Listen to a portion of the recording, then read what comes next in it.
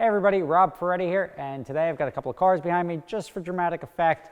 I'm going to talk about the effect of the social media and the internet on car values. And normally you'd be like, well, what effect does it have? Sure, like you got a bigger reach and you can sell it to more people, but it actually has an effect on what I consider a car bubble right now. And a lot of cars are going up dramatically in price, much more than they should. They're selling for much higher than they should. And you really have to break it down as to why. Now, when you used to buy a car, cars are accessories. Whether they're fun or not, you have to acknowledge that they're accessories. People feel cool when they drive them. That's why Gotham Dream Cars can rent them out, because you're pretending to be rich, it's a nice thing to have. You feel good.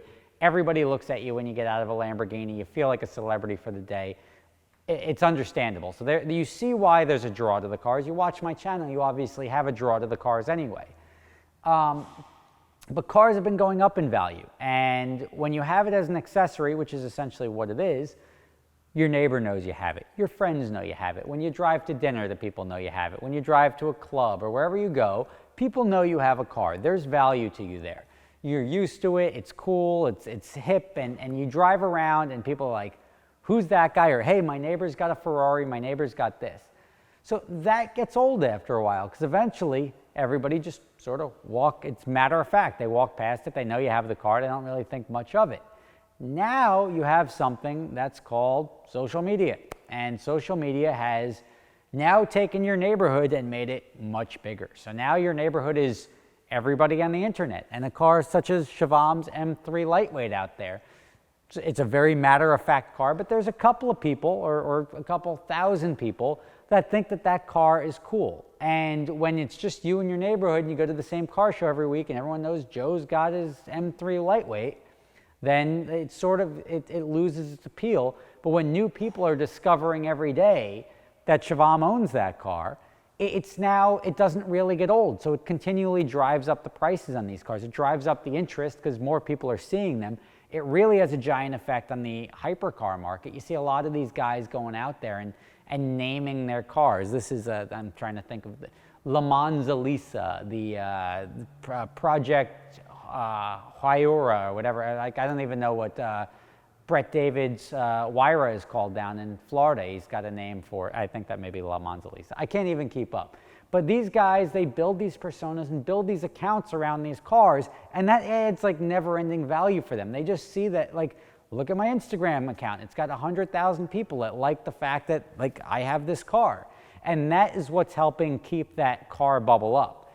At the end of the day, it's going to boil down to what cars are actually worth their weight. And at the end of the day, if you're paying the same thing for that white M3 up there as you're paying to get a 458, I mean, it'll level out where this is going to sell for $150,000 and that's going to sell for $150,000, and you're like, well, if I've only got 150 grand, I'm going that way.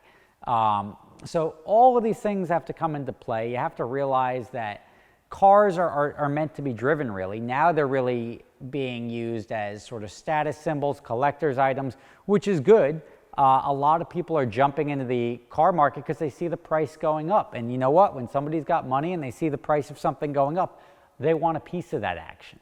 And they think it's a safe play. They think it's going up. But at a certain point in time, you never want to be the guy to buy gold at $2,000 an ounce. Gold goes up, up, up, up, up, hits $2,000 an ounce. They're advertising on television. Oh my God, gold's went up double in price. It's up 300% year over year.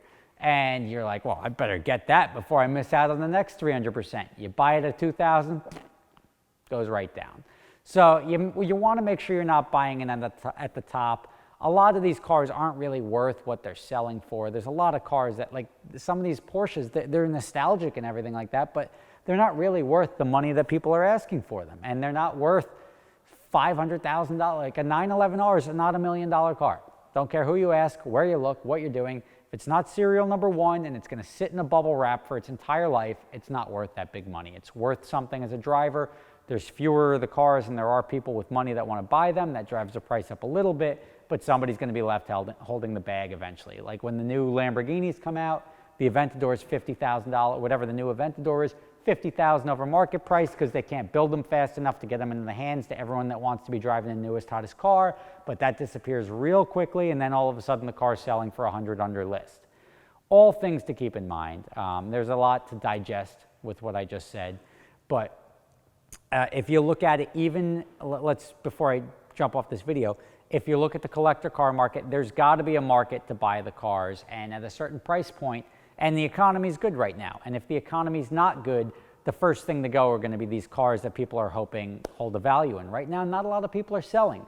When the economy takes a shit, which it will eventually, it always does, it's cyclical, these cars are going to be sold off, and there's going to be a lot more cars than there are people willing to drop a lot of cash on cars, and these values are going to take a pretty significant hit. If you're sitting on collector cars, old cars, unless it's a split window Corvette or a 69 Camaro or something that's got this like long term, or even an Eleanor Mustang, something that has more longer term appeal to Generation Y, XYZ, name a generation, but the younger generation of millennials, if they have an interest in that car, it'll carry on for another couple of decades. But a guy that just goes out and buys a 65 Fairlane because, you know what, he had a 65 Fairlane. There's a market for those right now because a lot of people that buy nostalgic cars. I have a Supra, I have a Corvette, I have a NSX, I have a 360. They're all from the early 2000s. Why do I have all those? Because I grew up and I thought they were cool. Same thing happens now with the old cars, and the old car collector market is going to eventually crash because at the end of the day, a car from the 50s and 60s, I don't really want it. These other guys down the road, or these other kids, nobody's going to really want them. So you're going to have all these cars hitting the markets when people eventually die, leave them to their kids, and they're going to sit there and they're like, all right, well, we don't need this. It's sort of burdensome sitting here in the corner, and there's not going to be any buyers for those. So keep in mind when you're buying cars, make sure you're buying it and it's a value that is worth it to you to go out and drive. Don't waste your money. Don't buy into something because it's going up in price, because when you buy in because it's already going up in price, you're usually too late. Buy cars to enjoy them.